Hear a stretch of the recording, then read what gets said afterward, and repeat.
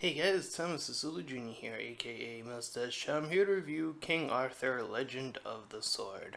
So there have been countless of interpretations of King Arthur. So this is the most recent one, and I heard that this movie didn't do so well. So I decided to check it out anyways. Let's just see what this is all about. Of course, the, the story, if you've known King Arthur, I think you essentially know this story. Of course, there are a few changes here in this version.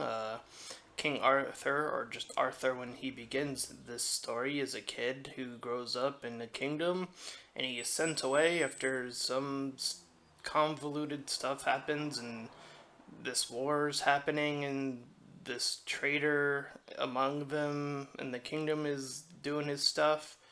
So Arthur is sent away to this brothel where he's raised up by these women, and he essentially starts to learn how things work around there, and so on and so forth. He's making some money, and eventually he gets like tossed around, and then he gets some more money, and so on and so forth. It's done through a pretty, I would say, poorly paced montage, and it's not the only one in this movie. And I feel like those moments where there are montages, at least in this movie, kind of break away from it in general. So eventually, he is sent on this boat, and he's taken to where the sword is, the sword Excalibur, of course. Uh, and we hear mentions of Merlin throughout this movie, but he does not show up at all, by the way. At least I don't think he did. But we do get sent what we will later learn to see in the movie is a overpowered mage, uh, who, for the love of everything, could have probably just solved the entire problem herself.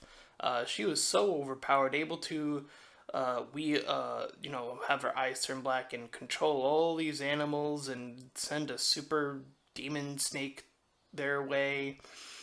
But for whatever reason, she feels compelled to help uh, Arthur realize his own potential, essentially. When he has the sword, he pulled out the sword. He was taken away to the kingdom or some prison within the kingdom. I'm not sure exactly where it was, but essentially he gets out, and the guards of the kingdom are looking for him, and the king, the previous king, is also looking for him, and he ends up being the main antagonist of the story.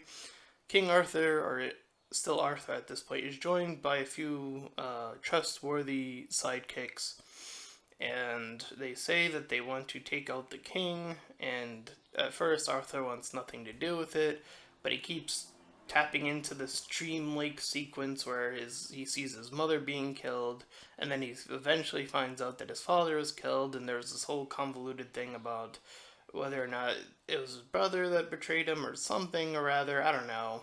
But it was a little bit weirdly worded, I should say.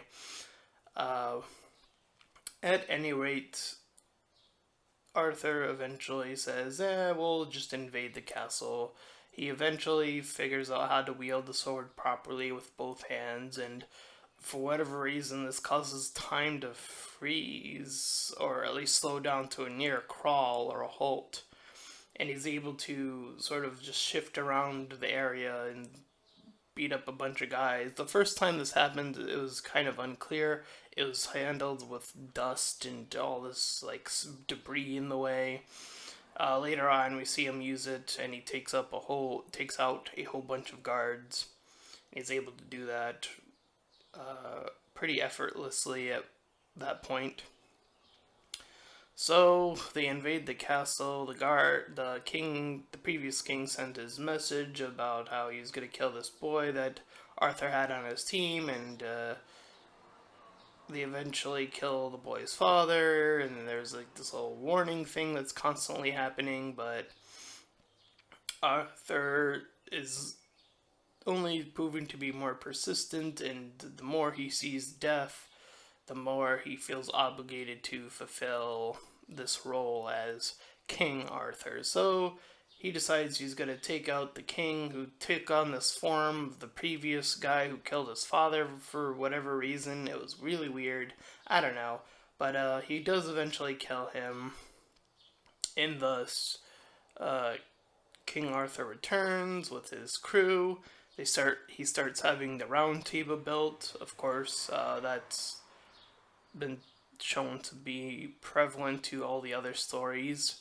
So that's starting to be built, and then he has a little celebration and calls out to the kingdom. So that is essentially King Arthur. And I thought it had a few issues here and there with the flashbacks and how that was handled, as well as I think the team could have used a bit more moments together. There was that one moment where they were trying to kill the king the first time, and how that kind of blew up in their face. Besides that, there wasn't really much like team stuff going on there. And the last battle is sort of all over the place, especially with the whole transforming thing. It was really bizarre. But other than that, I feel like this movie was okay. Uh, it was odd to not see Merlin in this version. And again, the reasoning behind some of the stuff, like why doesn't the mage just do a lot more of the work? I mean, like I said, she really just sends a snake, like the super big snake, and it just like takes out like this guy, and it's like, well, I mean, whatever. But yeah, other than that, I would give this movie like a 5 out of 10. I feel like it struggled to keep itself contained within like that classic era. It felt like it was trying to be like a heist movie, and that really shows through the flashbacks, and the way it was cut was just really, really odd. Those tend to be cut really, really odd, but you can kind of get a gist of what's happening, and I kind of got a gist of what was happening, but some of the pieces kind of fell out of place, like the first uh, montage where he's like trying to raise money, but he's getting bullied constantly. Like these two diverging like paths almost seem to be happening in within this one montage, and I think that kind of makes it harder to follow when you have like two different things happening within the same montage. But yeah, other than that, I think everything else is fine. Like I said, I think it's a decent movie. Uh, so if you want to see the most recent interpretation of King Arthur, I guess check this movie out if you want to. You might like it more than I did. Who knows?